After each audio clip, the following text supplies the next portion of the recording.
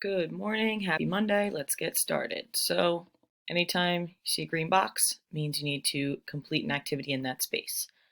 So, this week you will deeply analyze a personal essay about an individual who changed the course of a young man's life forever.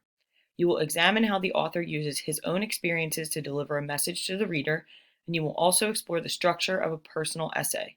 You will get the chance to try your hand at this type of writing as you reflect on an individual who has impacted your life significantly. So the first thing you're going to do, learn some background information about the author, learn about some key features of a personal essay, read the text in chunks, and use stop and jot checkpoints to track your understanding, craft a claim and support it using text evidence, and then finally draw a conclusion about the central message of the essay and provide supporting text details. So as always, if you need translated directions, they're right here.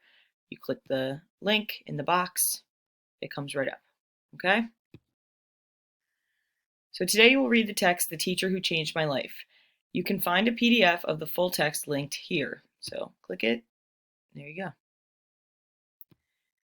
As you read, you'll notice that each paragraph of the story is marked by a number rather than an indent. You can also access an audio version of the text here, which is really, really good. You know how we usually use Common Lit and we have the audio read back to us? This is very, very good to do that, or to have that, for additional support as you read. Okay. A personal essay is an informational text that shares an author's real-life experiences. Often, an author uses his or her experiences to bring to light an important issue and share a specific message that he or she has learned as a result. This week, you will read about the real-life experiences of author Nicholas Gage and how a very special teacher made a lasting impact on his life. Take a look at this website to find out a little bit of background information about the author. Read the information to know more about Gage's life and watch the short video on the webpage as well. On the next slide, answer a few quick questions to show what you learned. So this website about Nicholas Gage is not a optional thing because you have to answer questions about him in this slide right here. Okay? So name 3 facts you learned about Nicholas Gage. 1, 2, 3. Type them in. And then what do you want to know more about? Again, not optional. Those things need to be included. And then the what do you want to know more about? This is not an option. I don't really know what I want to know. That is not an option. Also not an option. I don't want to know anything else. Not an option. You need to think of something. Rack your brain. If you completely don't care about this individual for one reason or another, I need you to tell me right now that you need, or I need you to figure out something that you want to learn about him, because you cannot say you don't care about him and you cannot say that you don't know what you want to learn. Okay? Those questions need to be answered.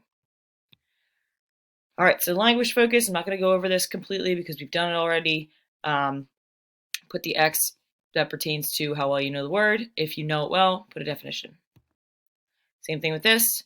If you know the word, all you need to do is go on Google and look up a picture and pick the one that represents that word. If you don't know the word, Google the definition, then look for a picture, and then put it in the box. All right. The next couple slides are like informational. So a personal essay is a nonfiction essay in which an author expresses an opinion or provides some insight based on personal experiences. Authors have different purposes for writing a personal essay. Often it is to make the reader aware of an important issue or topic, or share an important lesson learned by connecting to the topic to the author's own life. So essentially, they're trying to teach you a lesson by talking about their own experiences. So it's almost like they want you to learn from them. So, some characteristics of a personal essay. Structure. The author recounts personal experiences that show insight or reveal a lesson learned. So recounts means that they think about them and they go over them and they recount the information back to you. Point of view is always going to be first person. I, me, my, and we, because obviously this is a story in which somebody is telling an experience that they have gone through. So it's going to be first person. Craft. The author uses a mixture of storytelling personality, fact, and wisdom to communicate the message. You're going to get a lot of personal characteristics within a personal essay, obviously, but you're going to see the author's personality. You're going to see it in a very storytelling way. First this happened, and then this happened, and then all that kind of stuff. And then voice. The author uses conversational, casual language to better connect with the reader. So while authors don't always have to speak casually in their writing, in this type of personal essay, they will do that because they want to make a personal connection with the reader. And the best way to do that is by having a casual voice in your writing. So slides 8 to 10, you're reading the text, which is linked again here, and then you're answering optional stop and jot questions. The word optional here is something that I would like for you to only listen to if you really truly believe that you can read the text and understand it without taking the time to kind of look at it a little bit more deeply, which the answer to everybody's answer to that question should be no. I can't just look at a text, read it, and understand it completely. So the optional stop and jot questions, again, are optional, but I definitely, strongly recommend that you do them because we have experienced ourselves. A first read is great, but a second read and a third read are even better. Okay, so we want to make sure that reading the text deeply by using these questions is something that we really make sure we take the opportunity to do. Okay, so slide 8. Well, it should say slide 9 through 11, but okay, I'll fix that. So slides 9, 10, and 11. Stop and jot questions that are optional, but I really don't think that you should take them as optional. Okay.